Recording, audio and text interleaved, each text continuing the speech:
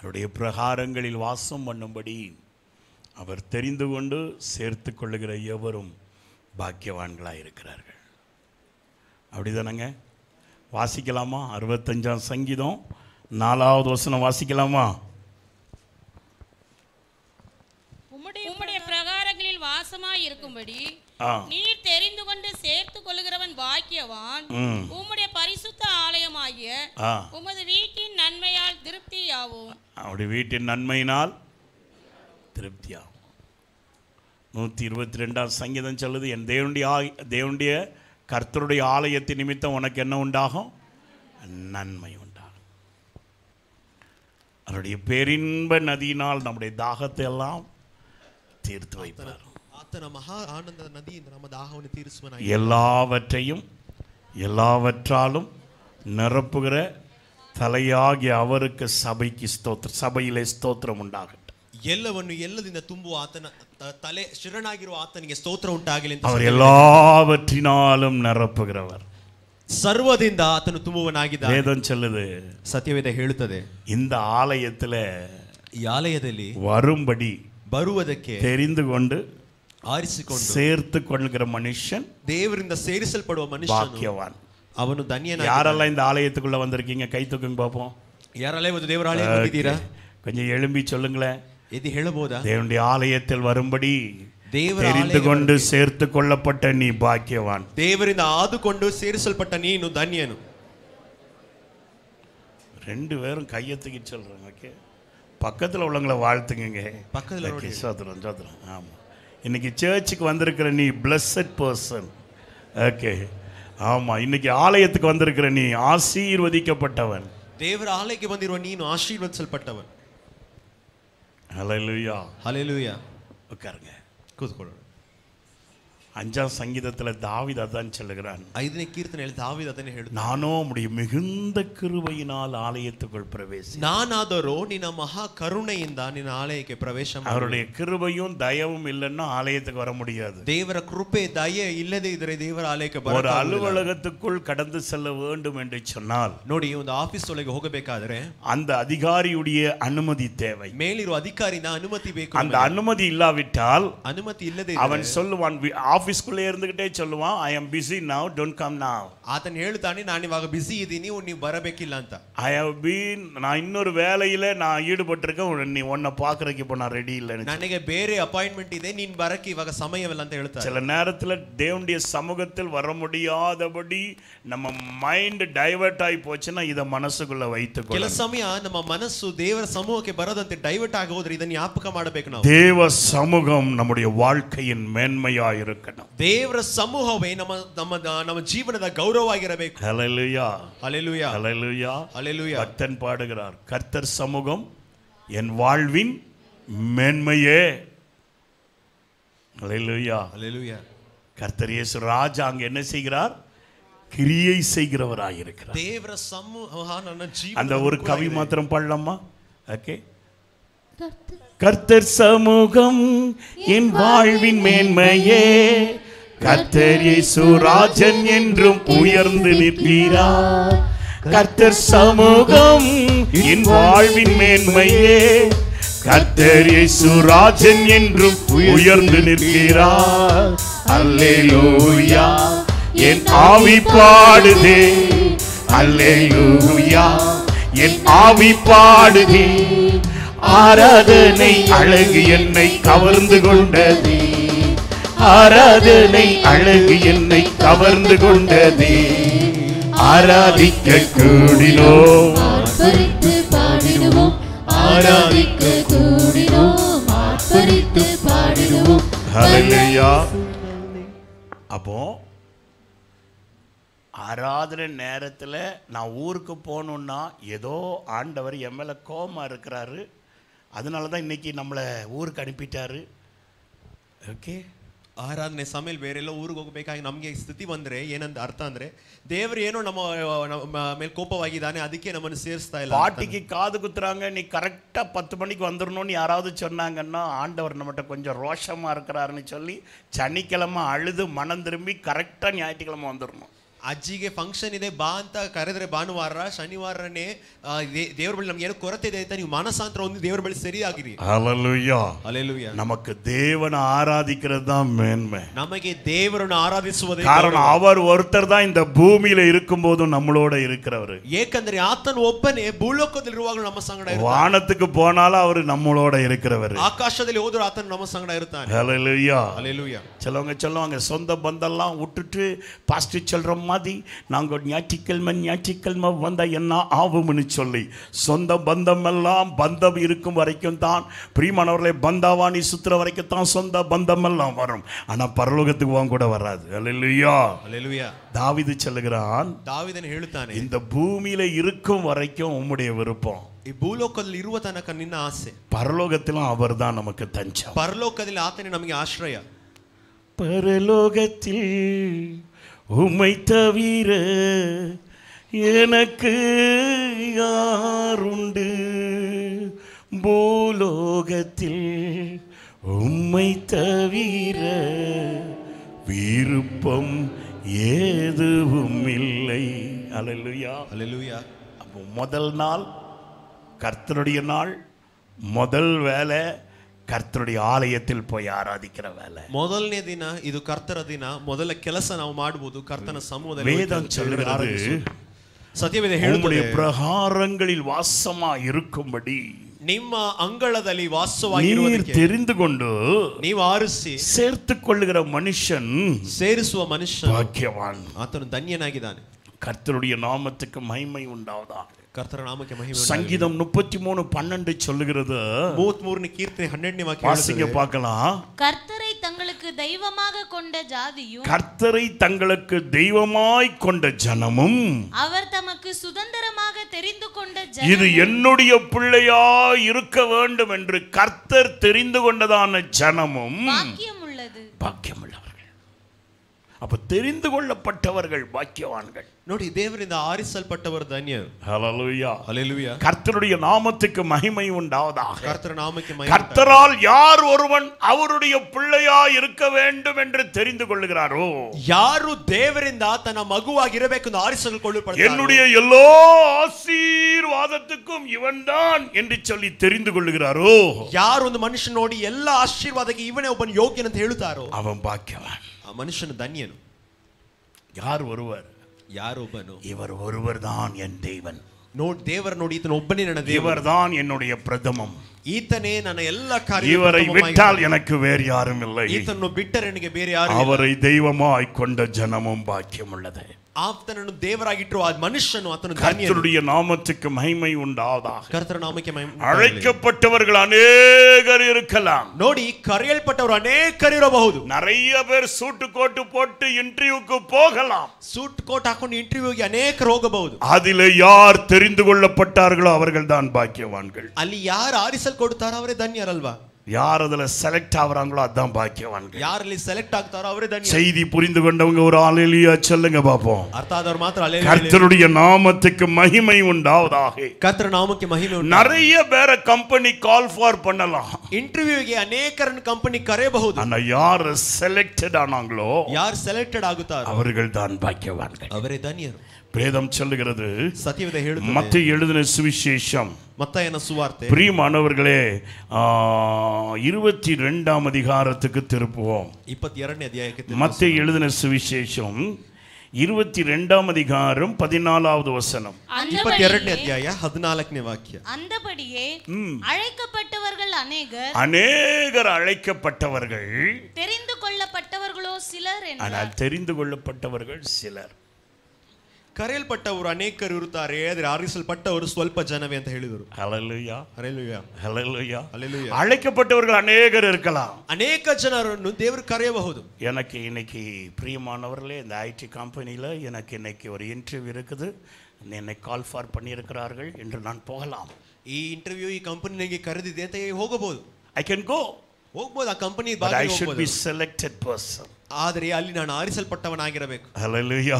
Hallelujah. கர்த்தருடைய நாமத்துக்கு மகிமை உண்டாவதாக. ಕರ್ತರ ನಾಮಕ್ಕೆ ಮಹಿಮೆ. அநேகருக்கு அழைப்பு வந்திருக்கும், ಅನೇಕರಿಗೆ ಆಹ್ವಾನ ಬಂದಿರಬಹುದು, ஆனால் அதிலே இருக்கும்படி தெரிந்து கொள்ளப்பட்டவனாய் இருக்கணும். ಆದರೆ ಅಲ್ಲಿ ಒಳಗೆ ಇರಕ್ಕೆ ಆರಿಸಲ್ಪಟ್ಟವನಾಗಿ, அதிலே நிலைத்திருக்கும்படி தெரிந்து கொள்ளப்பட்டவனாயிருக்கிறான். ಸ್ಥಿರವಾಗಿರಕ್ಕೆ ಆರಿಸಲ್ಪಟ್ಟವನಾಗಿರಬೇಕು. அந்த கம்பெனியுடைய எல்லா சலுகையையும் பெற்றுக்கொள்வதற்கு தெரிந்து கொள்ளப்பட்டவனாயிருக்கிறான். ಆ ಕಂಪನಿಯಿಂದ ಬರುವ ಎಲ್ಲ ಮೇಳಿಗೆ ನೀನು அதிலே ಹೊಂದಲ್ಪಟ್ಟವನಾಗಿರಬೇಕು. வேலை செய்யும்படியாக தெரிந்து கொள்ளப்பட்டவனாயிருக்கிறான். ಆ ಕಂಪನಿಯಲ್ಲಿ ಕೆಲಸ ಮಾಡಕ್ಕೆ ನೀನು அந்த ಆರಿಸಲ್ಪಟ್ಟವನಾಗಿರಬೇಕು. கம்பெனியுடைய நாமத்தின் மேட்டிமை உனக்குள் உண்டாகும்படிக்கு தெரிந்து கொள்ளப்பட்டவனாயிருக்கிறான். ಆ ಕಂಪನಿಯ ಬ್ರಾಂಡಿಂಗ್ ನಿನ್ನ ಮೇಲೆ ಬರಬೇಕಾದ್ರೆ ನೀನು அந்த ಆರಿಸಲ್ಪಟ್ಟವನಾಗಿರಬೇಕು. கம்பெனியில கொடுக்கிற சம்பளத்தை வாங்கிக் கொள்ள தெரிந்து ಆ கொள்ளப்பட்டவனாயிருக்கிறான். ಕಂಪನಿಯಲ್ಲಿ ಆರಿಸಲ್ಪಟ್ಟ ಸಂಬಳ ಕೊಡುವ ಸಂಬಳಕ್ಕೆ ತಗೊಳ್ಳಕ್ಕೆ அந்த ಆರಿಸಲ್ಪಟ್ಟವನಾಗಿರಬೇಕು. கம்பெனியில வருகிறதான ப்ராவிடன்ட் ஃபண்ட் எல்லா அலவன்ஸையும் பெற்றுக்கொள்ள நீ தெரிந்து கொள்ளப்பட்டவனாயிருக்கிறான். ಕಂಪನಿಯಿಂದ ಬರುವ PF ಎಲ್ಲ ಸಿಗಬೇಕಾದ್ರೆ ಕಂಪನಿಯಿಂದ ನೀನು You may ಆರಿಸಲ್ಪಟ್ಟವನಾಗಿರಬೇಕು. go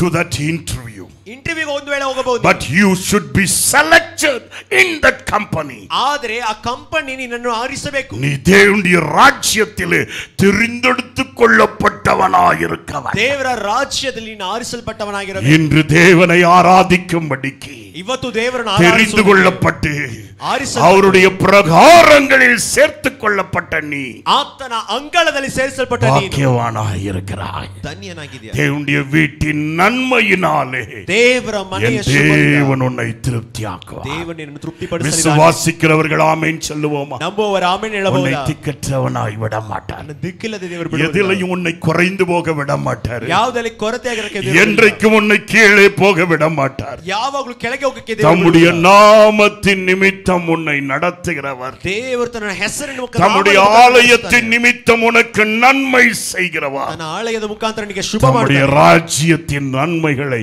உனக்கு ஏராளமாய் கொடுக்க ತನ್ನ வல்லவர். ರಾಜ್ಯದ ಮೇಲನ್ನು ಶುಭವನ್ನು ಕೊಡುವನಾಗಿದ್ದಾನೆ. சிங்கக்குட்டிகள் தாழ்ச்சி அடைந்து ನೋಡಿ, ಪ್ರಾಯದ ಸಿಂಹವು ಹಸಿವೆಯಾಗಿ சொல்லுங்க சொல்லுங்க சொல்லுங்க அவரை தேடி வந்த உனக்கு ஒரு நன்மையில குறைவு. ಆದರೆ ದೇವರನ್ನು ಹುಡುಕುವವರಿಗೆ ಯಾವ ಕೊರತೆ ಆಗುವುದಿಲ್ಲ. ஹல்லேலூயா. ಹಲ್ಲೆಲೂಯಾ. அவரை தேடி வந்த உனக்கு எதுலையும் அவர் குறை வைக்க மாட்டார். ದೇವರು ಯಾವುದರ ಕೊರತೆ ಇಡುವುದಿಲ್ಲ. வேதம் சொல்லுது, ஒரு இந்த சம்பவம், ஒரு ஓமையை கர்த்தர் சொல்லுகிறார். ನೋಡಿ, ಯೇಸು ಒಂದು 22ஆம் அதிகாரம் 1வது வசனத்திலிருந்து வாசிக்கலாம். 22ನೇ ಅಧ್ಯಾಯ 1ನೇ ವಾಕ್ಯದಿಂದ அவர்களுக்கு ஒரு ஓமையை சொன்னார்.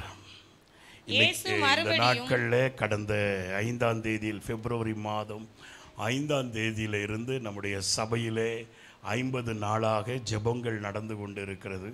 அதில் ஒவ்வொரு நாளும் பிரியமானவர்களே உம்முடைய ராஜ்யம் வருவதாக. ஏன்னா இயேசுவானவர் இந்த பூமியில் இருக்கும் பொழுது அவருடைய துடிப்பு, அவருடைய ஏக்கம், அவருடைய பிரசங்கம் எல்லாம் தேவனுடைய ராஜ்யத்தை குறித்தே அவர் பிரசங்கித்தவராயிருந்தார். பிரியமானவர்களே, தேவனுடைய ராஜ்யத்தை குறித்து முதல் பிரசங்கம் பண்ணினார், மனம் திரும்புங்கள், தேவனுடைய ராஜ்யம் சமீபமாக இருக்கிறது என்று சொன்னார். அற்புதங்கள் அடையாளங்களை செய்துவிட்டு சொன்னார், தேவனுடைய ராஜ்யம் உங்கள் நடுவில் இருக்கிறது என்று சொன்னார். அப்போ அவங்க சீசர்களை பிரசங்கம் பண்ணும்படி அனுப்பினார். இந்த ராஜ்யத்தின் சுவிசேஷத்தை எங்கும் போய் பிரசங்கியுங்கள் என்று சொன்னார். பிலாத்து அவரை பிடித்து கிராஸ் கொஸ்டின் கேட்டபோது அவர் சொன்னார், நான் ராஜாதான், சத்தியவான் எவனும் என்னை பின்பற்றுவான் என்று தைரியமாய் சொன்னார். என்னுடைய ராஜ்யத்திலிருந்து உனக்கு அனுமதி கொடுக்காவிட்டால் நீ என் மேல் கைப்பட முடியாது, ஒன்றும் செய்ய முடியாது என்று சொல்லி நேருக்கு நேராக நின்று இயேசு சவால் கொடுத்தார்.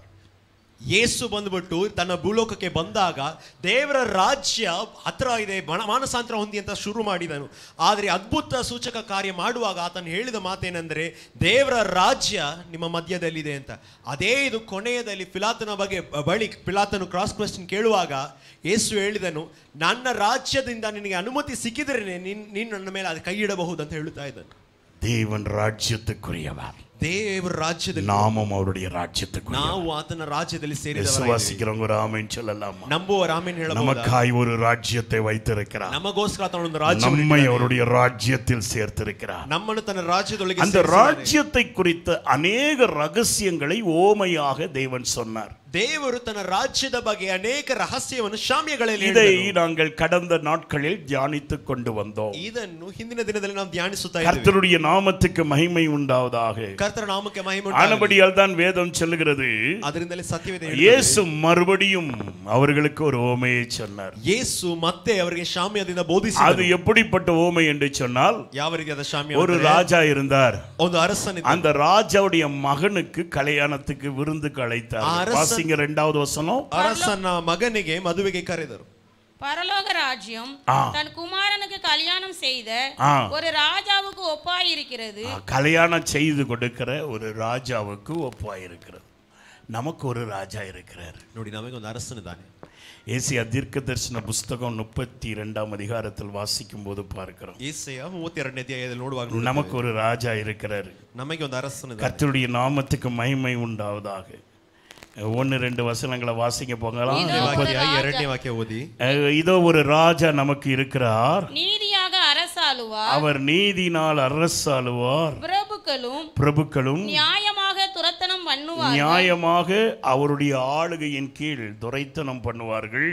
அவர் காற்றுக்கு ஒதுக்காகவும் பெருவெள்ளத்துக்கு புகலிடமாகவும், பெரு வெள்ளம் வந்தாலும் அதிலே நமக்கு புகலிடமாகவும், வறண்ட நிலத்துக்கு நீர்க்கால்களாகவும், நம்முடைய வாழ்க்கையிலே வருகிறதான வறட்சிகள், கடன்கள், இவைகள் எல்லாவற்றிலும் நீர்க்கால்களாகவும், விடாய்த்த பூமிக்கு பெருங்கண்மலையின் நிழலாகவும் இருப்பார். பலவிதமான விடாய்ப்புகள் வந்தாலும் நம்மளை பாதுகாக்கும் கண்மலையாய் அவர் இருப்பார்.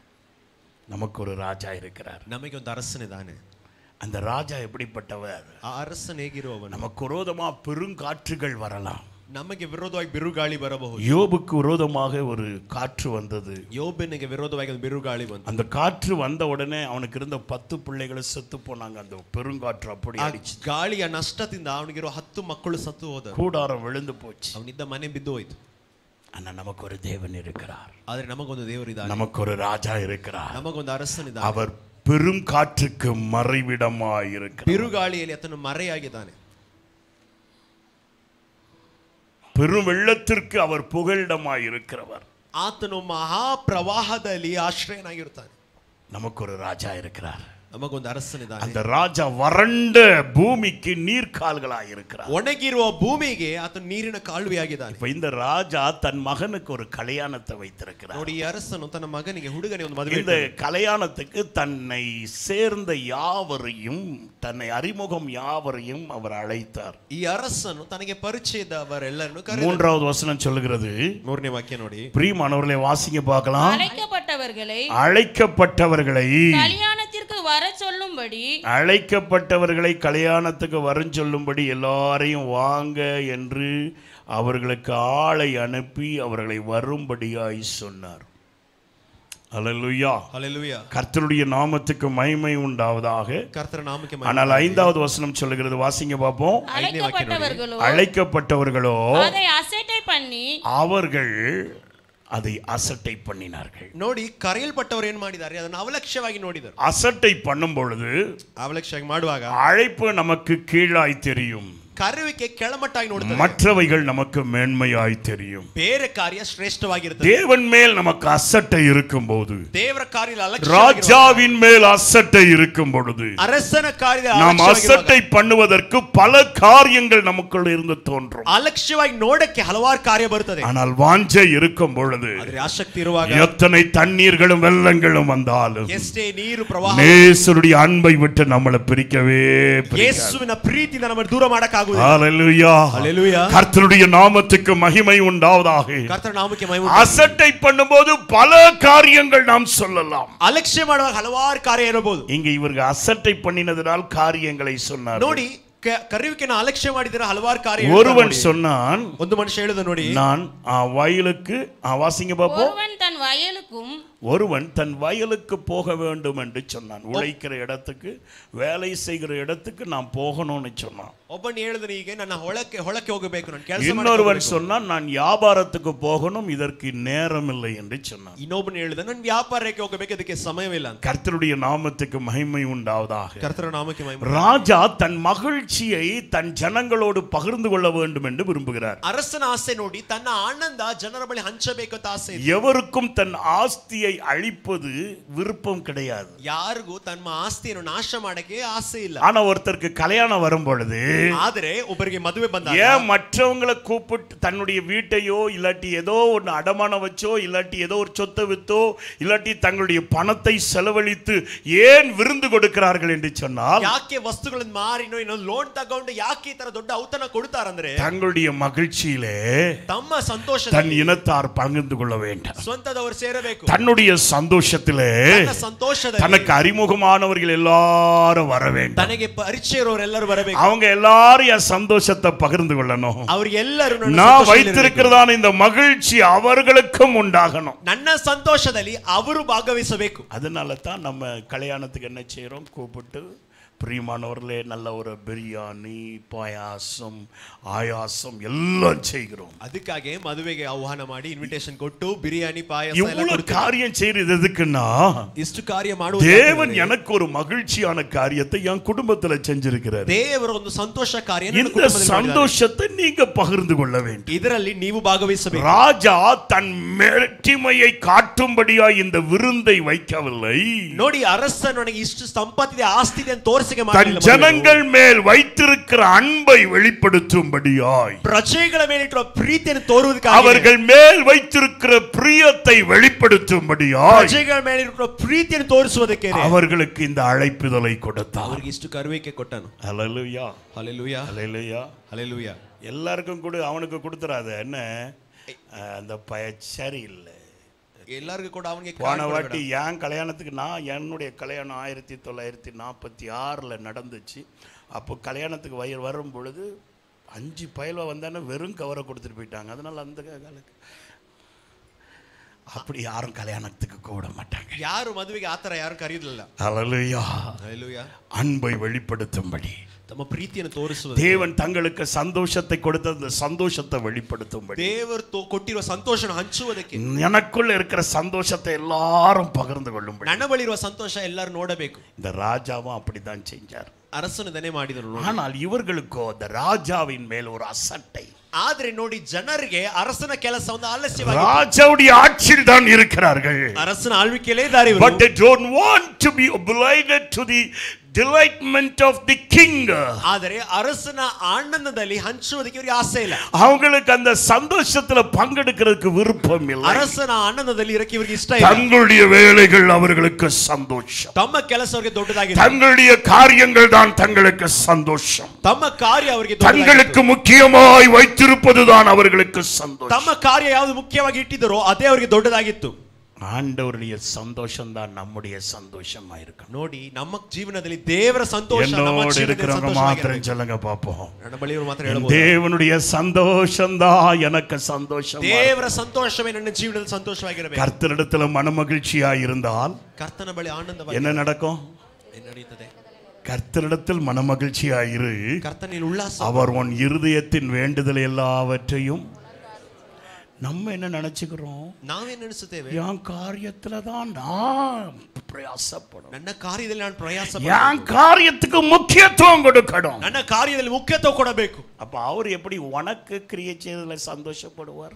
ಹಾಗೆ ಹೇಳಿದರೆ ದೇವರು ನನಗೆ ಹೇಗೆ ಕ್ರಿಯೆ ಮಾಡಕ್ಕೆ ಸಂತೋಷ ಪಡುತ್ತಾನೆ? When you think you are important and your work is important and your obligation is important, ನೀನು ನೆನೆಸುವಾಗ ನನ್ನ ಕೆಲಸ ನನಗೆ ಮುಖ್ಯ, ನಾನು ಮಾಡೋ ಕಾರ್ಯವೇ ಮುಖ್ಯ ಅಂತ ನೀನು ನೆನೆಸಿದರೆ, என் கடமைகள் எனக்கு முக்கியம் என்று சொல்லும் பொழுது, ನಾನು ಮಾಡೋ ಕರ್ತವ್ಯ ನನಗೆ ದೊಡ್ಡದು ಅಂತ ನೀನು ಹೇಳಿದ್ರೆ, அவர் எப்படிங்க உன்கிட்ட வந்து நிக்க முடியும்? ಹೇಗೆ ದೇವರು ಬಂದು ನಿನ್ನ ಹತ್ರ ನಿಲ್ಲಬಹುದು? நீ கர்த்தருக்குள் மகிழ்ச்சியா இருக்கும்போது, ನೀನು ಕರ್ತನಲ್ಲಿ ಆನಂದಗೊಳ್ಳುವಾಗ அவர் உன் இருதயத்தின் வேண்டுதலை நிறைவேற்றுவார். ಆತನು ನಿನ್ನ ಮನದ ಆಸೆಯನ್ನು ಪೂರ್ಣ ಮಾಡುತ್ತಾನೆ. ஹல்லேலூயா, ಹಲ್ಲೆಲೂಯಾ. அவருக்குள்ள எவ்வளவு மகிழ்ச்சியா இருக்கிறியோ ಆತನಲ್ಲಿ ಎಷ್ಟು ಆನಂದ ಪಡುತ್ತೀಯೋ அவ்வளவான நன்மைகள் உனக்கு கிடைக்கும். ಅಷ್ಟು ಮೇಲು ನಿನಗೆ. இந்த ராஜா தன் மகிழ்ச்சியை வெளிப்படுத்தும்படிக்கு ಅರಸನು ತನ್ನ ಆನಂದವನ್ನು ತೋರಿಸುವುದಕ್ಕೆ எல்லாரையும் அழைக்கிறார். ಎಲ್ಲರನ್ನು ಕರೆಯುತ್ತಾನೆ. ஆனால் அவர்களுக்கோ அவருக்கோ நிர்விசாரம், ಆಲಸ್ಯ, அவர்களுக்கோ அவருக்கோ அது அசட்டைத்தனம், ಅವರ ಆಲಸ್ಯವಾಗಿ அவர்களுக்கு அது முக்கியமாய் தெரியவில்லை. காணவில்லை. ಅವರಿಗೆ ಆ ಕಾರ್ಯ ಮುಖ್ಯವಾಗಿ ಕಾಣಲಿಲ್ಲ ಅವರ ಕಣ್ಣಿಗೆ. சுய மேட்டிமையினாலோ என்னவோ தெரியல. ಏನು ಅವರಿಗಿರುವ ಗರ್ವವೋ ಏನೋ ಗೊತ್ತಿಲ್ಲ. வேதம் சொல்லுகிறது ಸತ್ಯವೇದ ಹೇಳುತ್ತದೆ அவர்கள் அதை அசட்டை பண்ணினார். ಜನರು ಆಲಸ್ಯಪಡಿಸಿದರು. யோவான் எழுதின சுவிசேஷம் 1:11 சொல்லுகிறது ಯೋಹಾನ ಸುವಾರ್ತೆ 1:11 அவர் தம்முடைய சொந்தமானவரிடத்தில் வந்தார். ಯೇಸು ತನ್ನ ಸ್ವಂತದವರ ಬಳಿ ಬಂದರು. தம் சொந்தமானவர்கள் அவரை சேர்த்துக்கொள்ளவில்லை. ಆದರೆ ಸ್ವಂತದಾದ ಜನರನ್ನು ಸೇರಿಸಲಿಲ್ಲ. அவரை ஏற்றுக்கொள்ளவில்லை. ಅವರನ್ನು ஆனால் ಅಂಗೀಕರಿಸಲಿಲ್ಲ. அவரை ஏற்றுக்கொண்டவர்கள் எத்தனை பேர்களோ ಯಾರು ಆತನನ್ನು அவர்கள் ಅಂಗೀಕರಿಸಿದರು எல்லோரும் அவருடைய பிள்ளையாகும்படி அதிகாரம் ಅವರು கொடுத்தார். ಎಲ್ಲರೂ ದೇವರ ಮಕ್ಕಳು. அதிகாரம் பெற்ற பிள்ளைகள் கரங்களை தட்டி தேவனை மகிமைப்படுத்தலாம். ಅಧಿಕಾರ ಹೊಂದಿದವರು ಚಪ್ಪಾಳೆ ತಟ್ಟಿ ದೇವರ ಮಹಿಮೆ ಪಡಿಸೋಣ. ஹல்லேலூயா. ஹல்லேலூயா. இஸ்ரவேலின் முறிவு ಇಸ್ರಾಯೇಲ್ ಬೀಳ್ತಿದ್ದು நம்முடைய ரட்சண்யமாயிருக்கிறது. ನಮಗೆ ರಕ್ಷಣವಾಯಿತು. என் வேதம் சொல்லுகிறது ಸತ್ಯವೇದ ಹೇಳುತ್ತದೆ அவர்கள் அவரை ஏற்றுக்கொள்ளவில்லை. ಜನರು ಅವರನ್ನು ಸ್ವೀಕರಿಸಲಿಲ್ಲ. இன்னைக்கு நம்ம பாடுறோம், ஆராதிக்கிறோம். ನೋಡಿ ಇವತ್ತು ನಾವು ಹಾಡುತ್ತೇವೆ, நாம் அவருடையவர்களா இருக்கிறோமா? ದೇವರ ಸೇರಿದವರಾಗಿದ್ದೀವ. உண்மையாகவே அவருடையவர்களா இருக்கிறோம். ನಿಜವಾಗಿ ದೇವರ ಬಳಿ அவருடைய ಸೇರಿದವರಾಗಿದ್ದೀವ. மகிழ்ச்சியை நாம் ஏற்றுக்கொள்ள வேண்டும். ಆದರೆ ದೇವರ ಸಂತೋಷ அவருடைய சந்தோஷம் நமக்கு இருக்கணும். ದೇವರ ಸಂತೋಷ ನಮಗಿರಬೇಕು. ஹல்லேலூயா. ಹಲ್ಲೆಲೂಯಾ. அவருடைய ஆலயத்துல வேலை செய்யறதுல சந்தோஷமா இருக்கு. ದೇವರ ಆಲಯದಲ್ಲಿ ಕೆಲಸ ಮಾಡಕ್ಕೆ ಸಂತೋಷ ஆலயத்துக்கு ನಮಗಿರಬೇಕು. கூடி வருகிறதுல சந்தோஷம் இருக்கணும். ಆಲಯ ಸೇರುವುದು ಐಕ್ಯ அவருடைய ரட்சிப்புல ஒரு சந்தோஷம் இருக்கணும். ದೇವರ ರಕ್ಷಣೆ ಸಂತೋಷ. அவரை ஆராதிக்கிறதுல ஒரு சந்தோஷம் இருக்கணும். ಆತನ ಆರಾಧಿಸುವುದು அவருக்கு காரியங்களை முன்னிற்பதிலே சந்தோஷமாயிருக்கு. ದೇವರಿಗೋಸ್ಕರ ಕಾರ್ಯ ಮಾಡುವುದರಲ್ಲಿ ಸಂತೋಷವಾಗಿರಬೇಕು. கர்த்தருக்குள் சந்தோஷமாயிருக்கிறது தான் நமக்கு பலன். ಕರ್ತನಲ್ಲಿ ಸಂತೋಷವಾಗಿರುವುದೇ ನಮಗೆ ಬಲವು. ஹல்லேலூயா. ಹಲ್ಲೆಲೂಯಾ. எல்லாமே எதிராக இருந்தாலும் என் சூழ்நிலைகள் தோல்வி போல தெரிந்தாலும் எல்லாமே எதிராக இருந்தாலும் என் சூழ்நிலைகள் தோல்வி போல தெரிந்தாலும் நான் கர்த்தருக்குள் மகிழ்ச்சியாயிருப்பேன். என் தேவனுக்குள் களி கூறுவேன். கர்த்தருக்குள் மகிழ்ச்சியாயிருப்பேன். என் தேவனுக்குள் களி கூறுவேன். நீ வெளியே சொல்லிட்டு அழுதுட்டு இருக்க வேண்டியதில்லை. ಬೇರೆ ಹೊರಗೆ ಹೇಳಿ ಅಳುತ್ತಾ ಇರಬೇಕಿಲ್ಲ. உனக்கு போராட்டங்கள், பிரச்சனைகள், தேவைகள் அதிகரிக்கும் போது, ಹೋರಾಟ, ಸಮಸ್ಯೆ, ಬೇಡಿಕೆ ಅನೇಕ ಇರುವಾಗ நீ ஆண்டவர் மேல வச்சிருக்கிற அன்பை காட்டிக்கிட்டே இருப்போதும், ದೇವರ ಮೇಲಿರುವ ಪ್ರೀತಿಯನ್ನು ತೋರಿಸುತ್ತಾ அவர்கிட்ட ரொம்ப சந்தோஷமா இருப்போதும், ದೇವರ ಬಳಿ ಸಂತೋಷವಾಗಿರು ಸಾಕು. பின்னால இருக்கிற எல்லா ப்ராப்ளத்தையும் அவர் சால்வ் பண்ணுவார். ಹಿಂದೆ ಇರುವ ಎಲ್ಲ ಪ್ರಾಬ್ಲಮ್ಸ್ மனுஷன் பார்க்கும் பொழுது ಮನುಷ್ಯರು ನೋಡುವಾಗ முக தோற்றத்தை பார்த்து, ಮುಖವನ್ನು ನೋಡಿ, நீ நடிக்கிறதை பார்த்து ನಿನ್ನ ನಾಟಕ அவன் மகிழ்கிறவனாய் இருப்பான். ಮನುಷ್ಯನ ಮೇಲೆ ಸಂತೋಷ ஆனால் ಪಡುವುದು. என் தேவன் பார்க்கும் பொழுது ದೇವರು ನೋಡುವಾಗ உன்னை மாத்திரமல்ல, ನಿನ್ನನ್ನು நீ ಮಾತ್ರವಲ್ಲ, எவ்வளவு சந்தோஷம் அவருக்கு முன்னால இருந்தாலும் ನೀನು ಎಷ್ಟು ಸಂತೋಷವಾಗಿದ್ದರು பின்னால இருக்கிற வேதனைகளை பார்ப்பார். ಹಿಂದೆ ಇರುವ ಸಂಕಟವನ್ನು உன் ನೋಡುತ್ತಾನೆ, பின்னால இருக்கிற தேவைகளை பார்ப்பார். ಹಿಂದೆ ಇರುವ ಬೇಡಿಕೆ உன் ನೋಡುತ್ತಾನೆ, பின்னால இருக்கிற போராட்டங்களை பார்ப்பார். ಹಿಂದೆ ಇರುವ ಹೋರಾಟವನ್ನು ನೋಡುತ್ತಾನೆ. கர்த்தரிடத்திலே நீ மன மகிழ்ச்சியா இருக்கும் போது, ಕರ್ತನಲ್ಲಿ உன் இருதயத்தில் இருக்கிற ஏக்கத்தை எல்லாம் பார்க்கிற தேவன் ನಿನ್ನ ಬೇಡಿಕೆ ಎಲ್ಲ ನೋಡುವ அவைகளை உனக்கு நிறைவேற்றி தருகிறவராக ಪೂರ್ಣ ಮಾಡುವನಾಗಿರುತ್ತಾನೆ. ஹல்லேலூயா. ಹಲ್ಲೆಲೂಯಾ. இவர்களோ அவரை அசட்டை பண்ணினார்கள். ದೇವರ ರಾಜ್ಯದ ಜನರು ಆತನನ್ನು ಆಲಸ್ಯ ಮಾಡಿದರು. ராஜா கோபப்பட்டு சில காரியங்களை சொல்லுகிறார். ಅರಸನು ಕೆಲ ಕಾರ್ಯ ಮಾಡ್ತಾನೆ ನೋಡಿ. சிலர் அவனை கொலை கூட செய்து விட்டார்கள். ಕೆಲವರು ಕೊಂದು ಕೂಡ ಹಾಕಿದನು. ராஜா அனுப்பின ஆளை கொலை செய்து விட்டார். ನೋಡಿ, ಅರಸನು ಕಲಿಸಿರುವ ಕೆಲಸಗಾರರನ್ನು ಈ ಜನರು ಸೇರಿ ಕೊಂದು ಹಾಕಿದರು. அழைப்பு பெற்றவர்கள் தான், ಕರೆಯಲ್ಪಟ್ಟವರಾಗಿದ್ದರು. அவர்கள் அந்த பணியை செய்யக்கூடாதபடி கொலை செய்து விட்டார்கள். ಅವರ ಕೆಲಸ ಮಾಡದೆ ಜನರು ಸೇರಿ ಅವರನ್ನು ಕೊಂದಾಕಿ. ராஜா அவர்களை பட்டயத்தினால் வெட்டி போட்டான். ಆದ್ರೆ ಅರಸನು ಹೋಗಿ ಇವರನ್ನು ಕೊಂದಾಕಿದನು. அசட்டை பண்ணினவர்களை சொன்னார், ಆಲಸ್ಯ ಪಟ್ಟು ஒருவனும் இந்த விருந்தை, அழைக்கப்பட்டவர்களில் அசட்டை பண்ணினவர்களில் ஒருவரும் இந்த விருந்தை சாப்பிடக்கூடாது என்று சொல்லி, ಹೀಗೆ ಮುಂದೆ ಕರೆಯಲ್ಪಟ್ಟವರು ಯಾರು ಬಂದು ನನ್ನ ಔತಣದಲ್ಲಿ ತಿನ್ನಬಾರದು. greater the punishment, ಅವರಿಗೆ ಬಂದ ಶಿಕ್ಷೆ ನೋಡಿ they ದೊಡ್ಡದಾಗಿ. lost the provisions and the blessings of God. ದೇವರಿಂದ ಬರುವ ಅನುಗ್ರಹ ಕೃಪೆ ராஜா அவர்களுக்கு வைத்திருக்கிற மகிழ்ச்சியை இழந்து போனார்கள். ಅರಸನ ಬಳಿ ಬರುವ ಸಂತೋಷವನ್ನು ಕಳೆದಾಕಿದರು. தேவனுடைய காரியத்தை அசட்டை பண்ண வேண்டாம். ದೇವರ ಕಾರ್ಯವನ್ನು ಆಲಸ್ಯಪಡಬೇಡ. அதை நிறைவேற்றுவதில் ஜாக்கிரதை உள்ளவர்களாய் இருப்போம். ಅದನ್ನು ಪೂರ್ಣ ಮಾಡಲು ಜಾಗೃತರಾಗಿರೋಣ. ராஜாவின் மகிழ்ச்சியிலே பங்கெடுக்கிறவர்களாய் இருப்போம். ಅರಸನ ಆನಂದದಲ್ಲಿ ಸಂತೋಷ ಪಡುವವರಾಗಿರೋಣ. கர்த்தருடைய நாமத்துக்கு மகிமை உண்டாவதாக. ಕರ್ತನ ನಾಮಕ್ಕೆ ಮಹಿಮೆ என் ಉಂಟಾಗಲಿ. வேதம் சொல்லுகிறது, ಸತ್ಯವೇದ 6வது வசனம் சொல்லுது, 6ನೇ ವಾಕ್ಯ, ஆகையால் வாசிங்க பாப்போம். மற்றவர்கள் அவன் ஊழியக்காரரை பிடித்து அவமானப்படுத்தி 10வது வசனம் வாசிங்க. அந்த ஊழியக்காரர் புறப்பட்டு வழிகளிலே போய் தாங்கள் கண்ட நல்லார் பொல்லார் யாவரையும் கூட்டிக் கொண்டு வந்தார்கள். ஹல்லேலூயா, ஹல்லேலூயா. எல்லாரையும் கூட்டிட்டு வந்தாங்க. ಎಲ್ಲರನ್ನು ಕರೆದುಕೊಂಡು ಬಂದರು. ಇಂಟ್ರೊಡಕ್ಷನ್ಗೆ ಟೈಮ್ ಆಗಿ போச்சு இல்லையா? அப்ப எல்லாரையும் அழைத்து கொண்டு வந்தார்கள். ನೋಡಿ, ಇವಾಗ ಎಲ್ಲರನ್ನು ಅರಸನ್ ಕರ್ಕೊಂಡು ಬಂದಿದ್ದಾನೆ. எல்லாரையும் எல்லாம் அரண்மனை ஃபுல்லா நிரம்பிட்டு, ಅರಮನೆ ಫುಲ್ ತುಂಬಿದೆ, கல்யாண வீடு ஃபுல்லா நிரம்பிட்டு, ಮದುವೆ ಮನೆ ತುಂಬಿದೆ. ಇವಾಗ கர்த்தருடைய நாமத்துக்கு மகிமை உண்டாவதாக. ಕರ್ತನ ನಾಮಕ್ಕೆ ಮಹಿಮೆ ಉಂಟಾಗಲಿ. யூதர்களுக்கு மாத்திரமல்ல, ಯಹೂದ್ಯರಿಗೆ ಮಾತ್ರವಲ್ಲ, இஸ்ரவேலர்களுக்கு மாத்திரமல்ல, ಇಸ್ರಾಯೇಲರಿಗೆ ಮಾತ್ರವಲ್ಲ, இது இப்போ எல்லாருக்கும் ராஜ்யத்தின் சுவிசேஷம் அறிவிக்கப்பட்டது. ದೇವರ ಸುವಾರ್ತೆ ಎಲ್ಲರಿಗೂ ಹಂಚಲ್ಪಟ್ಟಿದೆ. எல்லாரும் அந்த சுவிசேஷத்தின் சுவையை அருந்தும்படி, ராஜாவின் மகிழ்ச்சியிலே பங்கெடுக்கும்படி வந்து விட்டார். ಎಲ್ಲರ ಅರಸನ ಆನಂದದಲ್ಲಿ ಭಾಗವಹಿಸಿಕೆ ಬಂದರು. அழைக்கப்பட்ட யாவரும் கடந்து வந்து விட்டார்கள். ಕರೆಯಲ್ಪಟ್ಟ ಎಲ್ಲರೂ ಸೇರಿದವರಾಗಿದ್ದರು. அழைப்புதல் பெற்றவர்கள் போனார்கள். ಆ ಇನ್ವಿಟೇಷನ್ ಬಂದವರು ಹೋದರು. அவங்க அதை இழந்து போயிட்டாங்க. ಅವರಿಗೆ ಬಂತು ಕರುವಿಕೆ ಮೊದಲು. ஆனால் அழைத்து கொண்டு வந்தவர்கள் எல்லாம் அந்த விருந்த ஒன்று. ಆದ್ರೆ ಇವಾಗ ಅರಸನ ಯಾರೆಲ್ಲ ಕರ್ಕೊಂಡು ಬಂದನೋ இப்போ இந்த ராஜா அழைத்தவர்களை பார்க்கிறார். ಇವಾಗ ಬಂದವರನ್ನೆಲ್ಲ ನೋಡ್ತಾ ಇದ್ದಾನೆ. வேதம் சொல்லுது, ಸತ್ಯವೇದ ಹೇಳುತ್ತದೆ, பிரியமானவர்களே வாசிங்க 11வது வசனம் வாசிங்க. 11 12 11ನೇ ವಾಕ್ಯ 12ನೇ ವಾಕ್ಯ. விருந்தாளிகளை பார்க்கும்படி ராஜா உள்ளே பிரவேசித்த போது கல்யாண வஸ்திரம் தரித்திராத ஒரு மனுஷனை அங்கே கண்டு, சிநேகிதனே, நீ கல்யாண விருந்து வீட்டுக்கு பார்க்கும்படிக்கு ராஜா உள்ளே பிரவேசித்த போது கல்யாண வஸ்திரம் தரித்திராத ஒரு மனுஷனை அங்கே கண்டு, வாசிங்க 12வது வசனம். சிநேகிதனே, நீ கல்யாண வஸ்திரம் இல்லாதவனாய் இங்கே எப்படி வந்தாய் என்று கேட்டான். ஹல்லேலூயா, ஹல்லேலூயா. சோ இவங்க நல்லவர்களும் இருந்தார்கள், ಬಂದವರಲ್ಲಿ ಒಳ್ಳೆಯವರು ಇದ್ದರು, கெட்டவர்களும் இருந்தார்கள். ಕೆಟ್ಟವರು ಇದ್ದರು. தெருக்களிலே ஏதோ ஒரு வேலைக்காய் நின்று கொண்டவர்களும் இருந்தார்கள். ದಾರಿಯಲ್ಲಿ ಬೀದಿಯಲ್ಲಿ ಕೆಲಸಕ್ಕಾಗಿ ನಿಂತವರು ಇದ್ದರು. வாழ்க்கையின் ஆதாரம் இழந்தவர்களும் இருந்தார்கள். ಜೀವ ಆಧಾರ ಕಳೆದವರು ಇದ್ದರು. வாழ்க்கையில் பிச்சை எடுத்துக் கொண்டவர்களும் இருந்தார்கள். ಬೀದಿಯಲ್ಲಿ ಭಿಕ್ಷೆ ಬೇಡಿದವರು ಇದ್ದರು. பிரியமானவர்களே, பல வர்க்கத்தில் உள்ளவர்களையும் ராஜாவுடைய அரண்மனைக்கு கொண்டு வந்தார். ಹಲವಾರು ರೀತಿಯುಳ್ಳವರನ್ನು ಅರಸನ ಬನ್ನಿರಿ ಅಂತ ಕರ್ಕೊಂಡು. ஆனால் ராஜாவுடைய கண்டிஷன் என்ன?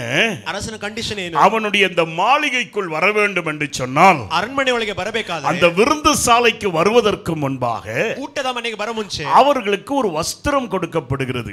ಬರುವವರು ಎಲ್ಲರಿಗೂ ಒಂದು ಬಟ್ಟೆ ಕೊಡಲ್ಪಡುತ್ತದೆ. கர்த்தருடைய நாமத்துக்கு மகிமை உண்டாவதாக. ಕರ್ತನ ನಾಮಕ್ಕೆ ಮಹಿಮೆ ಉಂಟಾಗಲಿ. அவர்கள் நன்றாய் குளித்து ಎಲ್ಲ ಸ್ನಾನ ಮಾಡಿ பின்பு ಅದ ನಂತರ அவர்களுக்கு ஒரு வஸ்திரம் கொடுக்கப்படுகிறது.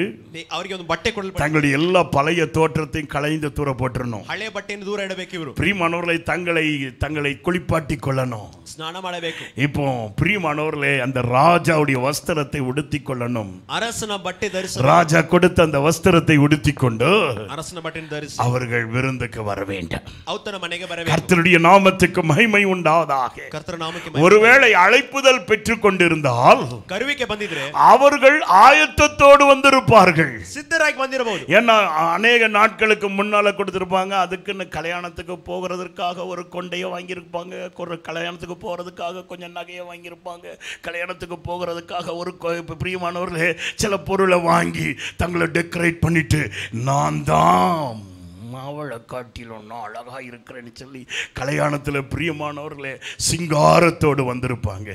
ಮೊದಲೇ ಹೇಳಿದರೆ ಎಲ್ಲ ಶೃಂಗರಿಸಿ ಎಲ್ಲ ಬಂದಿರಬಹುದು. ஆனா இங்க அப்படி இல்லை. the status was different. ಮೊದಲು ಹೇಳಿದವರಿಗೆ ಆತರ ಇರಬಹುದು, ಆದ್ರೆ ಇವರಿಗೆ ವ್ಯತ್ಯಾಸವಾಗಿತ್ತು. இது தெருவில் பிச்சை எடுத்து கொண்டிருந்தவன். ಇವರು ಯಾರಂದ್ರೆ ಬೀದಿಯಲ್ಲಿ ಭಿಕ್ಷೆ ಬೇಡುತ್ತಿದ್ದರು. தெருவில் ஒருவேளை சரியான வஸ்திரம் இல்லாதவன், ಒಳ್ಳೆ ಬಟ್ಟೆ ಇಲ್ಲದೆ ಇರುವವರು, எல்லாராலும் புறக்கணிக்கப்பட்டவன், ಸಮುದಾಯದಿಂದ ತಿರಸ್ಕರಿಸಲ್ಪಟ್ಟವನು, பிரியமானவர்களே வேலை இல்லாமல் இருந்தவன், ಕೆಲಸ ಇಲ್ಲದೆ ಇದ್ದವರು. ஆனா திடீர் என்று அவனுக்கு ஒரு மேன்மை உண்டாயிருக்கு. திடீரென்று அரசனவರನ್ನು அந்த மேன்மையை பெற்றுக்கொள்ள ಗೌರವ ಹೊಂದೋದಕ್ಕೆ ராஜா யோசித்தார், அரசன் யோசித்தார், என் தகுதி உள்ளவனாய் அவனை மாற்ற வேண்டும். ನನ್ನ ಸ್ಥಾನಕ್ಕೆ ಇವನು ಬರಬೇಕು. அந்த தகுதியை கொடுக்கும்படிக்கு ಆ ಗೌರವ ಕೊಡಕ್ಕೆ அவனை நன்றாய் குளிப்பாட்டினார். ಬೀದಿಯಲ್ಲಿ ಇವರನ್ನು ಚೆನ್ನಾಗಿ ಸ್ನಾನ கர்த்தருடைய நாமத்துக்கு மகிமை உண்டாவதாக. ಕರ್ತನ ನಾಮಕ್ಕೆ ಮಹಿಮೆ எசேக்கியேலின் புத்தகம் பிரியமானவர்களை 16ஆம் அதிகாரத்தில் வாசிக்கும் பொழுது ಹೆಜ್ಕೇಲ ಪುಸ್ತಕ 14ನೇ ವಾಕ್ಯದಲ್ಲಿ 9வது 10வது வசனத்தை வாசிக்கிறோம். 9ನೇ ವಾಕ್ಯ 10ನೇ ವಾಕ್ಯದಲ್ಲಿ நான் உன்னை பார்த்தபொழுது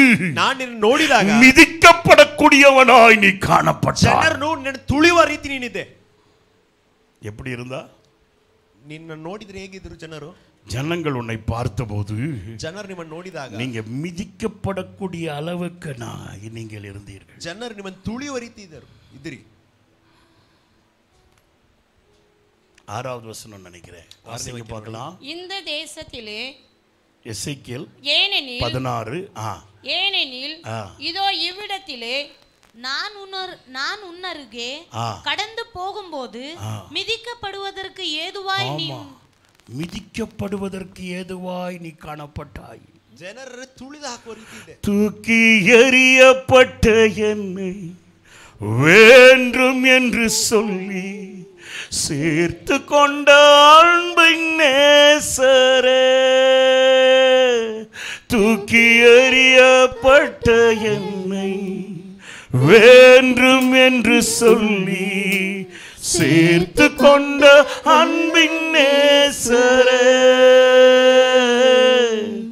உம்மலகான கண்கள் என்னை கண்டதாலே முடிந்ததென்று நினைத்த நான் உயிர் வாழ்கின்றேன். ஹல்லேலூயா, ஹல்லேலூயா. என் வேதம் சொல்லுகிறது, ಸತ್ಯವೇದ ಹೇಳುತ್ತದೆ, நான் உன்னை பார்த்தபோது ನೀನು ನೋಡಿದಾಗ மிதிக்கப்படத்தக்கவனாயிருந்தாய். ತುಳಿಯಲ್ಪಡುವ ರೀತಿ, மதிப்புக்குரியவனாய் நீ இருக்கல, ಗೌರವ ತಕ್ಕ ಹಾಗೆ ನೀನು ಇರಲಿಲ್ಲ, மிதிக்கப்படக்கூடியவனாயிரு. ತುಳಿಯ ತಕ್ಕ ಇದೆ. ஒருவேளை பிள்ளைகள் இந்த வயசான கிழவி வீட்டில் இருந்து நொய்யன்றாங்களே சொல்லி எட்டி வெளியே தள்ளதான ஒரு பெற்றோராய் அவர்கள் இருந்திருக்கலாம். ಒಂದು ವೇಳೆ ಮದುವೆಗೆ ಬಂದವರು ತಮ್ಮ ಮಕ್ಕಳಿಂದ ದೂರ ತಳ್ಳಲ್ಪಟ್ಟವರಾಗಿರಬಹುದು.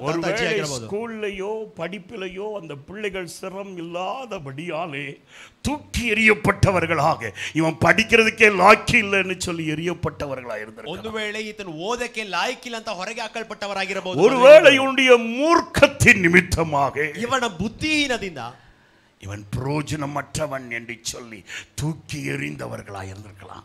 ಇವನಿಗೆ ಪ್ರಯೋಜನದ ದೂರ ಎಸೆದಲ್ಪಟ್ಟವರಾಗಿರಬಹುದು. நீ மிதிக்கப்படத்தக்கதான சூழ்நிலையில் இருந்தபோது ತುಳಿಯಲ್ಪಟ್ಟ சன்னிவேசத்தில் வந்து சொன்னேன், ನಿನ್ನ ಬಳಿ ಬಂದು ಹೇಳಿದೆ, நீ பிழைத்துக்கொள், ಬದುಕು, ಜೀವಿಸು, நீ வாழ வேண்டியவன், ನೀನು ಜೀವಿಸ, நீ என்னால் தெரிந்து கொள்ளப்பட்டவன், ನೀ ನನ್ನಿಂದ ಆರಿಸಲ್ಪಟ್ಟವನು, நீ வாழ வேண்டும், ನೀನು ಬದುಕಬೇಕು, மற்றவர்களுக்கு முன்பாய் சவாலாய் வாழ வேண்டும், ಅನೇಕರ ಮುಂದೆ ಸವಾಲಾಗಿ ನಿಲ್ಲಬೇಕು. கணவனால் கைவிடப்பட்டவளாய் நீ இருக்கலாம், ಗಂಡನಿಂದ ಕೈಬಿಡಲ್ಪಟ್ಟವನಾಗಿ, பிள்ளைகளால் புறக்கணிக்கப்பட்டவனாய் இருக்கலாம், ಮಕ್ಕಳಿಂದ இனத்தால் துரத்தப்பட்டவனாய் நீ இருக்கலாம், ಸ್ವಂತ ಜನರಿಂದ ತಳ್ಳಲ್ಪಟ್ಟವನಾಗಿ. நான் உன்னை தெரிந்து கொண்டபடியாலே, ಆದರೆ ನಾನು ನಿನ್ನನ್ನು ಆರಿಸಿದರಿಂದ நீ வாழ வேண்டும், ನೀನು ಬದುಕಬೇಕು.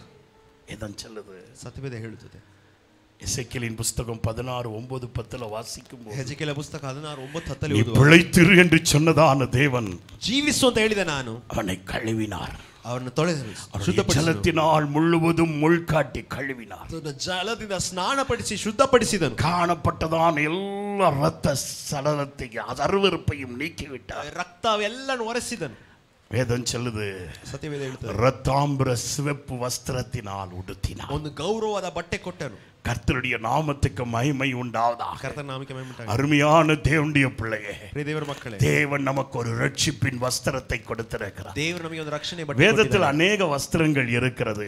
ಸತ್ಯವೇದ ಅನೇಕ ಬಟ್ಟೆ சொல்றதுக்கு டைம் இல்ல, ಸಮಯವಿಲ್ಲ. கர்த்தருடைய நாமத்துக்கு மகிமை உண்டாவதாக. ದೇವರ ನಾಮಕ್ಕೆ ಮಹಿಮೆ ಉಂಟಾಗಲಿ. வெண் வஸ்திரத்தை குறித்து அதிகமாக வேதம் சொல்லுகிறது. ಬೆಳ್ಳಿ ಬಟ್ಟೆ ಬಗ್ಗೆ ಸತ್ಯವೇದ ಹೇಳುತ್ತದೆ. வெண் வஸ்திரம் ஆராதனைக்குரிய வஸ்திரம், ಆರಾಧನೆ ಬಟ್ಟೆ ಅದು. எசேக்கியேல் நம்ம வாசிக்கிறோம். ಎಸೇಕಿಯೇಲ್ ನೋಡುತ್ತೇವೆ. கர்த்தருடைய நாமத்துக்கு மகிமை உண்டாவதாக. ಕರ್ತನ ನಾಮಕ್ಕೆ ಮಹಿಮೆ ಉಂಟಾಗಲಿ. பிரியமானவர்களே, வேதம் சொல்லுகிறது, சத்தியவேதம் எழுதுகிறது, உபத்திரவப்படுகிறவர்களை, பிரியமானவர்களே, இந்த உபத்திரவத்தின் வழியாய் கிறிஸ்துவின் நிமித்தமாய் உபத்திரத்தின் வழியாய் கடந்து போகிறவர்களுக்கும் ಯೇಸು ಕ್ರಿಸ್ತನ ಮುಖಾಂತರ ಉಪದ್ರ ಮಧ್ಯೆ ಹೋಗುವವರಿಗೆ, இரத்த சாட்சியாய் கர்த்தருக்கு மரித்தவர்களுக்கும் ರಕ್ತ ಸಾಕ್ಷಿಯಾಗಿ ತಮ್ಮ ಜೀವನ ಸಮರ್ಪಿಸುವವರಿಗೆ பொறுமையோடு இருக்கும்படி ತಾಳ್ಮೆಯಿಂದ ಇರುವುದಕ್ಕೆ ஒரு வெண்வஸ்திரம் கொடுக்கப்பட்டது. ಅವರಿಗೆ ಬೆಳ್ಳಿ ಬಟ್ಟೆ ಧರಿಸಲ್ಪಟ್ಟಿತು. கர்த்தரோடு நடக்கும்படியாக, ಕರ್ತನ ಸಂಗಡ ನಡೆಯುವುದಕ್ಕೆ, தங்களுடைய நிர்வாணங்களையும் அவலட்சணத்தையும் மூடிக்கொள்ளும்படியாக, ತಮ್ಮ ಬೆತ್ತಲೆಯನ್ನು ಅವಲಕ್ಷಕಾರನ್ನು ಮುಚ್ಚುವುದಕ್ಕೆ. வெளிப்படுத்தலின் புஸ்தகம் 1ஆம் அதிகாரம் சொல்லுகிறது, ಪ್ರಕಟಣೆ 3ನೇದಲ್ಲಿ ನೋಡ್ತೀವಿ, அவலட்சணத்தையும் வெட்கத்தையும் மூடிக்கொள்ளும்படியாக ಅವಲಕ್ಷಣವನ್ನು ಮುಚ್ಚುವುದಕ್ಕೆ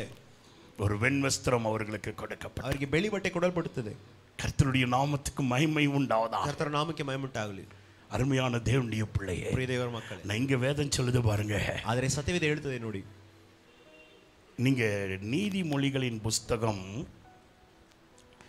31ஆம் அதிகாரம், பிரியமானவர்கள், அங்க மேல நீங்க வாசித்தீங்கன்னா அங்க சொல்லப்படுது பாருங்க, மெல்லிய புடவைகளை உண்டு பண்ணி விற்கிறாள். அவள் மெல்லிய புடவை போட்டு விற்கிறான்னு சொல்லுது. அதுக்கு 2 வசனம் கீழே தள்ளி வாசிங்க பார்ப்போம். அவளுடைய வஸ்திரம் பலமுள்ளதா இருக்கு. வாசிங்க பார்ப்போம். அவளுடைய உடை எப்படி இருக்கிறது? பலமுள்ள வஸ்திரத்தை கொடுத்திருக்கிறார். ஹல்லேலூயா.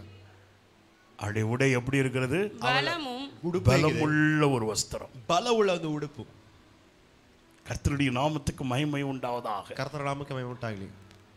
இரண்டாவது அலங்காரமாய் இருக்கிறது. ಎರಡನೇದು ಅಲಂಕಾರವಾಗಿದೆ. இந்த வஸ்திரத்தை அவள் உடுத்திருக்கிறபடியாலே, ಬಟ್ಟೆ ಅವಳು ಧರಿಸಿರೋದ್ರಿಂದ இனி வெளிப்பட போகிற அந்த மகிமையை கண்டு, இனி ಬರುವ ಮಹಿಮೆಯನ್ನು ನೋಡಿ, இனி வெளிப்பட போகிறதான இயேசு கிறிஸ்துவுக்காக இனி ಬರುವ ಯೇಸು ಕ್ರಿಸ್ತನಿಗೋಸ್ಕರ அவளுடைய உள்ளம் மகிழ்கிறதா இருக்கு. ಆತನ ಹೃದಯವು ಆನಂದಗೊಳ್ಳುವುದಾಗಿದೆ. ஹல்லேலூயா.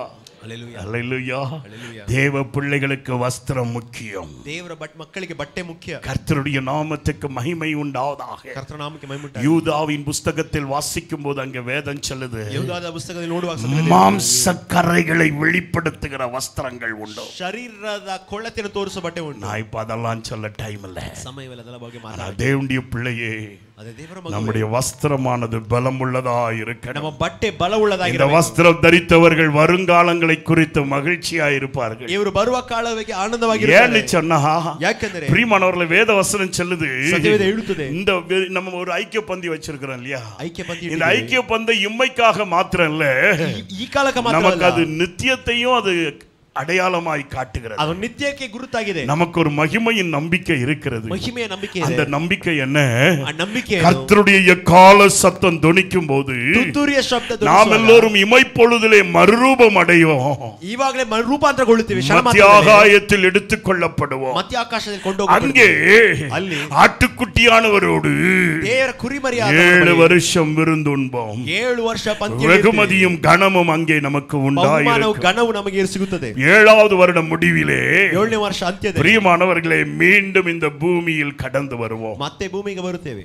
1000 வருடம் அவரோடு அரசாட்சி ಆತನ ಸಂಗಡ 1000 ವರ್ಷ ಆಳುತ್ತೇವೆ. அப்பொழுது அவர் எருசலேமிலே ಅವಾಗ ಆತನು ಯೆರೂಸಲೇಮಿನಲ್ಲಿ தம்முடைய ஜனங்களுக்கு சேனைகளின் கர்த்தர் ஒரு விருந்தை உண்டாக்குவார். ಸೈನ್ಯಾಧೀಶನಾದ ಕರ್ತನು ಒಂದು ಔತಣ ಪಂಕ್ತಿಯನ್ನು ಉಂಟು ಮಾಡುತ್ತಾನೆ. ஹல்லேலூயா. ஹல்லேலூயா. இது நம்முடைய மகிமையின் நம்பிக்கை. இது நம்ம மகிமையின் நம்பிக்கை. இதைதான் உன்னத நீதிமொழிகளின் புத்தகத்திலே இதனை நீதிமொழி தேவனுடைய மணவாட்டி எப்படி இருப்பாளாம்? ದೇವರ ಮದಲಗಿತ್ತಿ ಹೇಗೆ ஒரு ಇರುತ್ತಾಳೆ? பலமுள்ள வஸ்திரத்தை உடுத்திருப்பாள். ಒಂದು ಬಲವುಳ್ಳ ವಸ್ತ್ರವಾಗಿರುತ್ತಾಳೆ. நீங்க ஏசியா தீர்க்க தரிசன புத்தகம் 61ஆம் அதிகாரம் 3வது வசனத்தில் வாசிக்கும் பொழுது அங்கே வேதம் சொல்லுகிறது, சீயோனிலே துயரப்பட்டவர்களுக்கு,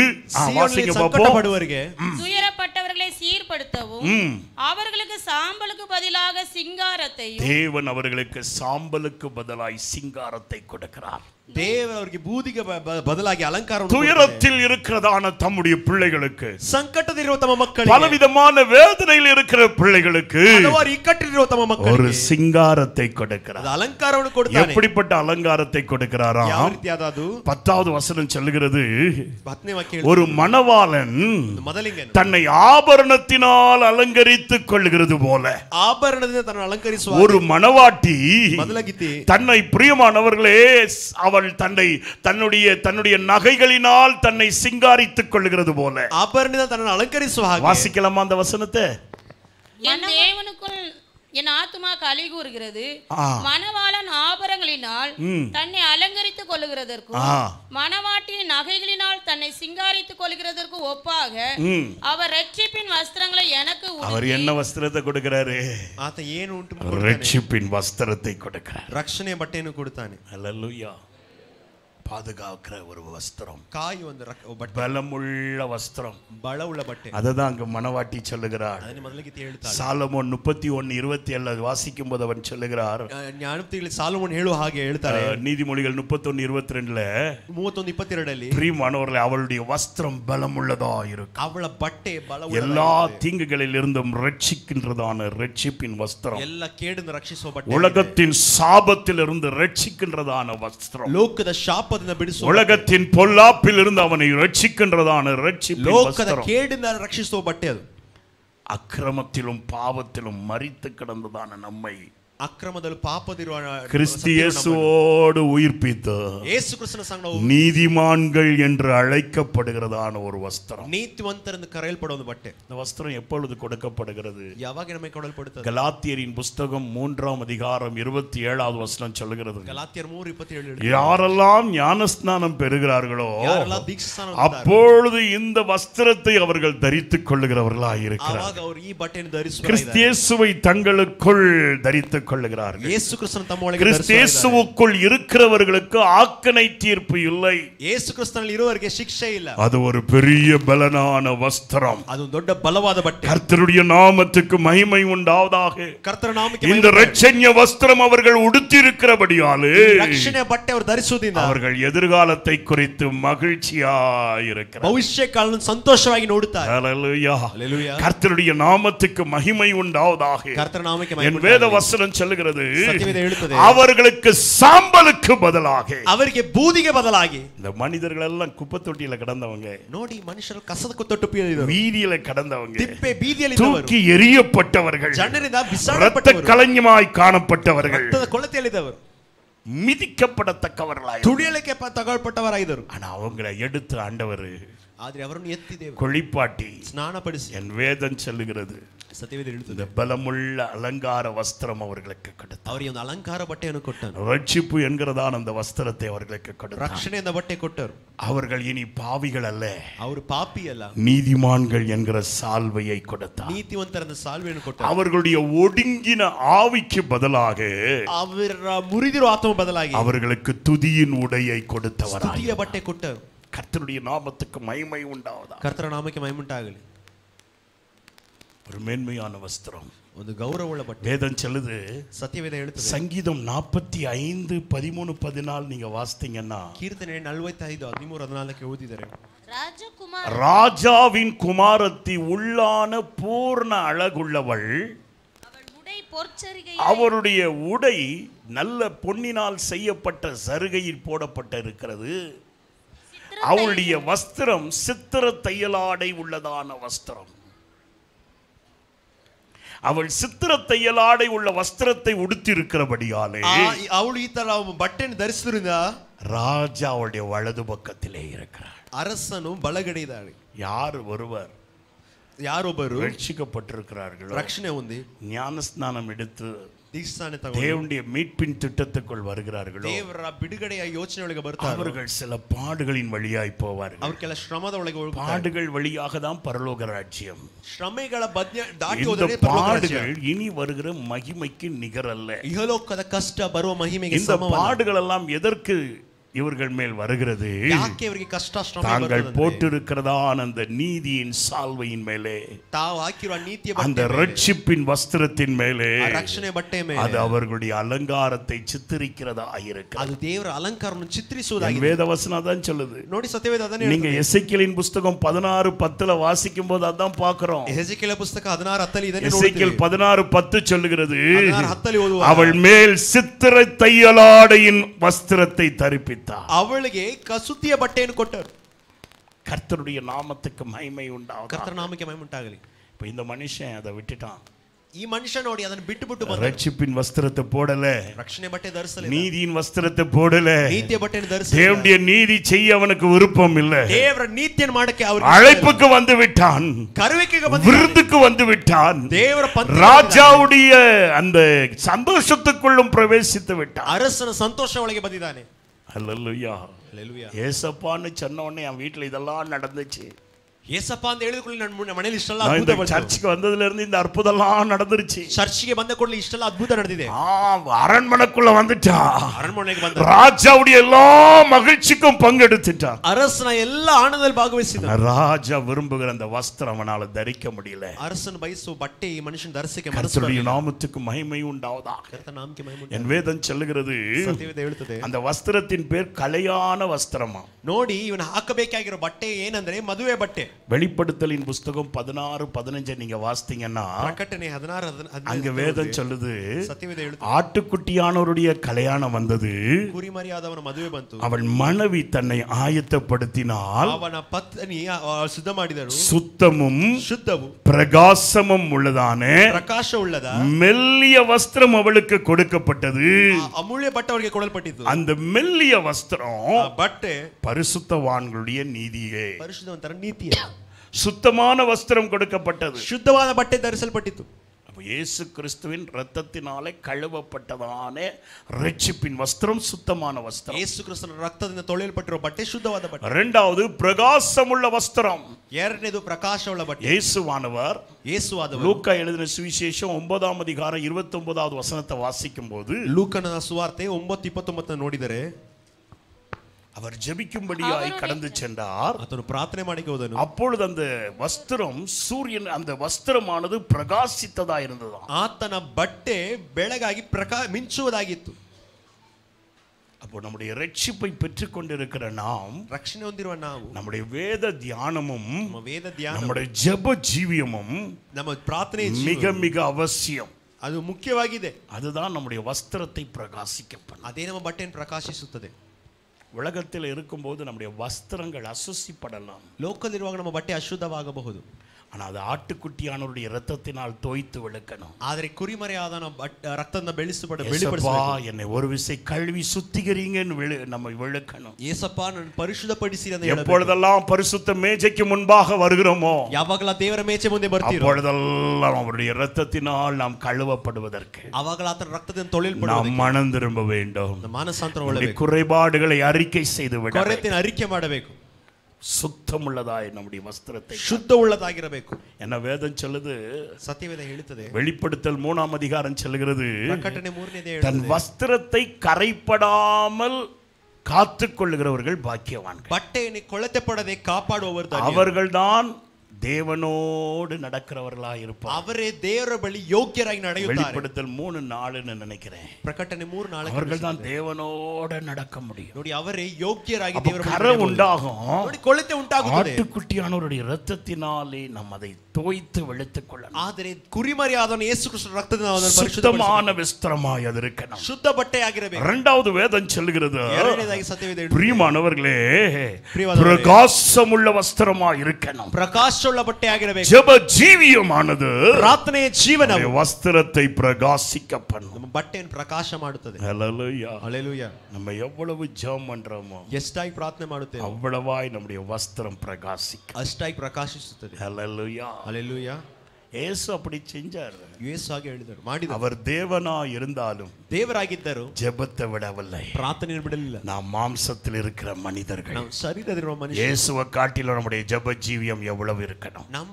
ನಮ್ಮ ಪ್ರಾರ್ಥನೆ ಜೀವನ ಎಷ್ಟು ಇರಬೇಕು ಯೇಸುಗಿಂತ ಹೆಚ್ಚಾಗಿ ஆராய்ந்து பார்க்கணும். ಶೋಧಿಸಿ ನೋಡೋಣ. ಮೂರನೇದು வேதம் சொல்லுது, ಸತ್ಯವೇದ ಹೇಳುತ್ತದೆ, பரிசுத்தவான்கள் செய்கிற நீதியை செய்யும் பொழுது ಪರಿಶುದ್ಧವಂತರು ಮಾಡುವ ನೀತಿಯನ್ನು நம்முடைய ಮಾಡುವ வஸ்திரம் மெல்லிய வஸ்திரமாயும் ನಮ್ಮ ಬಟ್ಟೆ ಮೆಳ್ಳಿಯ ಬಟ್ಟೆ ಆಗಿರುತ್ತದೆ. கர்த்தருடைய நாமத்துக்கு மகிமை உண்டாகும். ಕರ್ತನ ನಾಮಕ್ಕೆ ಮಹಿಮೆ ಉಂಟಾಗಲಿ. அருமையான தேவனுடைய பிள்ளையே, ಪ್ರಿಯವಾದ ದೇವರ ಮಕ್ಕಳೇ, இவனோ இந்த வஸ்திரத்தை இழந்திருந்தான். ಈ ಮನುಷ್ಯ ನೋಡಿ ಬಟ್ಟೆ அரண்மனைக்குள்ளே வந்திருந்தாலும் ಅರಣ್ಮನೆಗೆ ಬಂದಿದ್ದ இவன் இந்த வஸ்திரத்தை இழந்தபடியாலே ಬಟ್ಟೆ ಧರಿಸದೇ ಇರುವುದಿಲ್ಲ. அந்த ராஜா கேட்கிறாரு, ಅರಸನು ಕೇಳುತ್ತಾನೆ, சிநேகிதனே, ನನ್ನ ಸ್ನೇಹಿತನೇ, உன் கல்யாண வஸ்திரம் எங்கப்பா? ಕೊಟ್ಟಿರೋ ಮದುವೆ ಬಟ್ಟೆ ಏನಾಯಿತು? இந்த கல்யாண வஸ்திரம் எப்படி இருக்குது? ನಿನ್ನ ಮದುವೆ ಬಟ್ಟೆ ಹೇಗಿದೆ? 13வது வசனம் வாசிங்க பார்ப்போம். அப்பொழுது ராஜா பணிவிடைக்காரரை நோக்கி, இவனை கையும் காலும் கட்டி கொண்டு போய் அழுகையும் பற்கடிப்பும் உண்டாயிருக்கிற புறம்பான இருளிலே போடுங்கள் என்றான். புறம்பான இருள் ಕಾರ್ಗತ್ತಲಲ್ಲಿ ಹಾಕಿರಿ. ஜெபிக்காதவனுக்கு, ಪ್ರಾರ್ಥನೆ ಮಾಡದಿರೋವನಿಗೆ,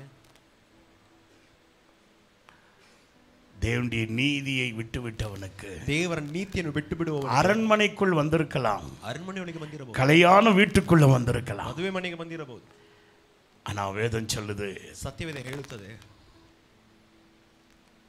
அவனுக்கு அந்த அந்த அந்த தேவ நீதியை செய்யாதபடியாலே, ದೇವರ ನೀತಿಯನ್ನು ಮಾಡದಿರೋದ್ರಿಂದ, பிரியமானவர்களே, அந்த ஜெப ஜீவியம் இல்லாததினாலே, ಪ್ರಾರ್ಥನೆಯ ಜೀವನ ಇಲ್ಲದೆ ಇರೋದು, தன்னை ஒவ்வொரு நாளும் ஆராய்ந்து தன் வஸ்திரத்தை வெளுக்காததினாலே, ತನ್ನ ಬಟ್ಟೆಯನ್ನು ಶುದ್ಧಪಡಿಸದೇ ಇರುವುದರಿಂದ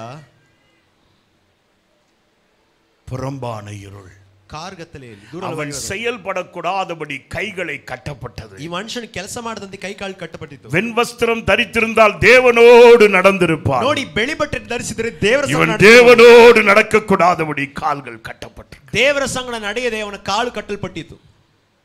A pathetic condition.